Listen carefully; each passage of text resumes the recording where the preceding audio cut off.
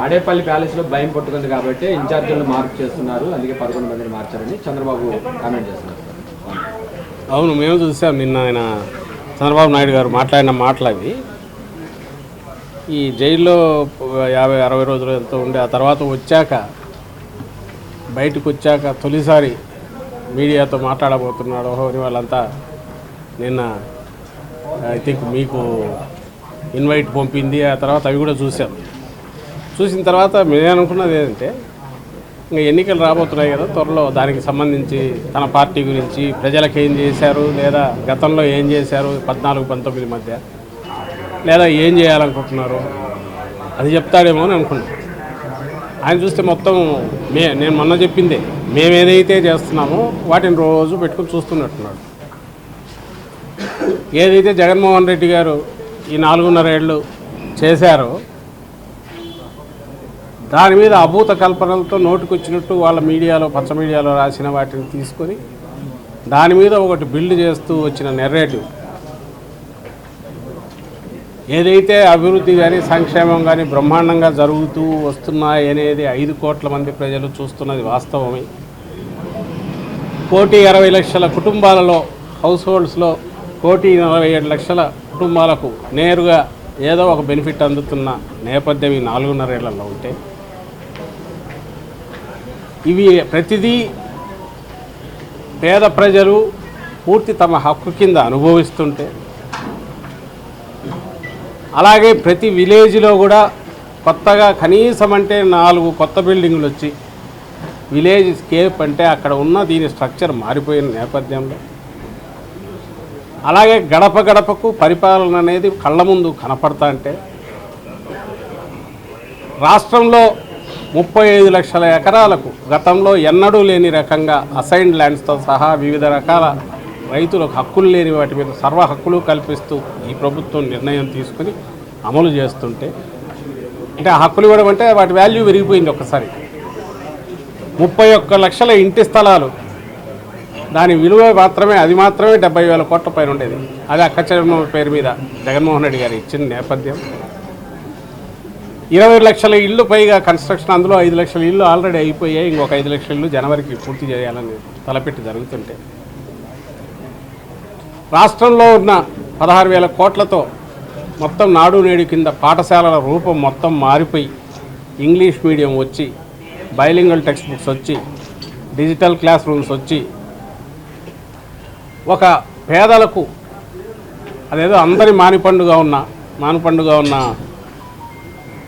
విద్య అనేది పూర్తి ఆత్మవిశ్వాసంతో కాన్ఫిడెన్స్తో కార్పొరేట్ విద్యకు ధీటుగా వాళ్ళు స్కూళ్ళకి వెళ్తుంటే, స్కూళ్ళ రూపురేఖలన్నీ మారిపోతే, ఆసుపత్రులు స్వాతంత్రం వచ్చాక 11 మెడికల్ కాలేజీలు ఏమిటి ఇప్పుడు మరి 17 కొత్తగా యాడ్ అవుతుంటే, అన్నిటికీ నిన్నటికి నిన్న స్వాతంత్రం తర్వాత ఇప్పటి వరకు ఎవరూ పట్టించుకొని ఉద్దానం కిడ్నీ వ్యాధిగ్రస్తులకు సంబంధించిన సమస్య బహుశా లక్షల మంది చనిపోయి ఉంటారు ఇప్పటికీ. ఇంకా అదొక సోషల్ ప్రాబ్లం అయిపోయి అక్కడ పిల్లల్ని ఇచ్చేవాళ్ళు కూడా, పెళ్ళిళ్ళు చేసుకునే వాళ్ళు కూడా బయట నుంచి ఎవరు రాని పరిస్థితి ఉంది. దానికి శాశ్వతంగా పరిష్కారం 14-19 మధ్య ఈయన చంద్రబాబు ఉన్నాడు, అప్పుడేం చేయలే. ఆ రోజు ఈయన దత్తపుత్రుడు ఉద్దానం గురించి నేను క్యాంపెయిన్ అన్నాడు, ఆయన ఈరోజు ఏం నోరెత్తట్లా. దాదాపు 800 కోట్లు పెట్టి అక్కడ శాశ్వతంగా దానికి పరిష్కారం చూపి నిన్ననే దాని ప్రారంభం ముఖ్యమంత్రి జగన్మోహన్ రెడ్డి గారు చేసిన నేపథ్యం. ఆర్టీసీ అసలు ఎవరు కలుపుతారనుకొని దీన్ని మెర్జీ చేసి 50,000 కుటుంబాలకు 50,000 మందికి అట్లా ఆ రకమైన ఏదైతే వాళ్ళ చిరకాల వాంఛ ఆకాంక్ష ఉందో అది తీర్చిన జగన్మోహన్ రెడ్డి గారు చేసిన నేపథ్యంలో, మేము వచ్చేసరికి 4 లక్షల ఉద్యోగాలంటే 2,10,000 శాశ్వత ఉద్యోగాలను మళ్ళీ సృష్టించిన నేపథ్యంలో ఇంత రికార్డు. నేను ఇంతకుముందు అన్నట్టు 1,60,00,000 కుటుంబాల్లో 1,47,00,000 కుటుంబాలు నేరుగా బెనిఫిట్ పొందుతున్న నేపథ్యం. ఈయన ఎవరికి చెప్తున్నాడు కథలు చంద్రబాబు నాయుడు? ఎక్కడా ఏమీ జరగలేదు, అభివృద్ధి జరగలేదు, ఇంకోటి లేదని చెప్పడానికి ఏమీ లేదు. ఎందుకంటే ప్రతి ఒక్క కుటుంబంలోనూ ఏదో ఒక రకమైన బెనిఫిట్ పొందింది. పోనీ 14-19 మధ్య నేను ఇది చేసి ఏం చేసావో చెప్పు స్వామి, అవి చెప్పు మీరు చేసినవి. ఇదిగో నేను ఇది చేశానని ఒక్కటి చెప్పండి అంటే ఎందుకు చెప్పలేకపోతున్నాను? నేను ఇంతగా స్ట్రెస్ పెట్టి ఎందుకు అంటున్నానంటే రిమోట్ పాస్ట్ కాదు, 14-19 అందరి మస్తిష్కాల్లో ఇంకా ఫ్రెష్గా ఉంది. చంద్రబాబు నాయుడు ఏమీ చేయకపోగా రాచి రంపాన పెట్టాడని అందరికీ తెలుసు. తుఫాను, కరువులు ఆయన హయాంలో వచ్చిన ప్రతి సందర్భంలోనూ అసలు ఎప్పటికి లెక్కలు తేల్చేవాళ్ళు, అసలు ఇన్పుట్ సబ్సిడీలు ఎప్పుడు ఇచ్చేవాళ్ళు, అది వచ్చేసరికి వాళ్ళ పరిస్థితి ఏమయ్యేది, లెక్కలు తీయమనండి, చెప్పమనండి ఒకసారి. ఇదిగో ఫలానా తుఫాను వచ్చినప్పుడు నేను ఇమ్మీడియట్ ఇంత పే చేశాను, ఇదిగో ఇది చూపమనండి. లేదా కరువు వచ్చినప్పుడు ఇదిగో నేను ఇంత చేశాను చెప్పమనండి.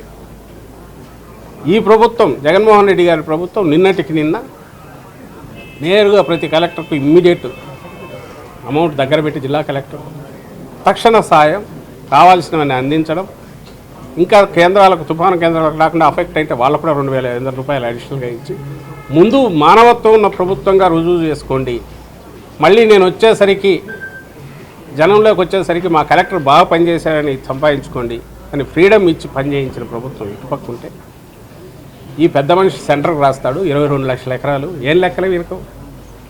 తలకాయ ఉండి రాసేవేనా అవి? 10,000 కోట్లు రాసి అయిందేం పోయింది? మొత్తం రబీ అంతా పోయింది. ఒక 50,000 కోట్లు ఇవ్వండి అనొచ్చు. అప్పుడు ఎవడో అన్నట్టు కొండ ఎత్తి పెట్టండి నేను మోస్తానంటే కొండ పెట్టలేడు కదా అన్నట్టు. ఇది బాధ్యతతో కూడిన రాజకీయ నాయకుడు చేసే పనేనా? అసలు 22 లక్షల ఎకరాలని ఏ బేసిస్ మీద వచ్చాడు ఈయన? నష్టం జరిగింది 10,000 కోట్లు.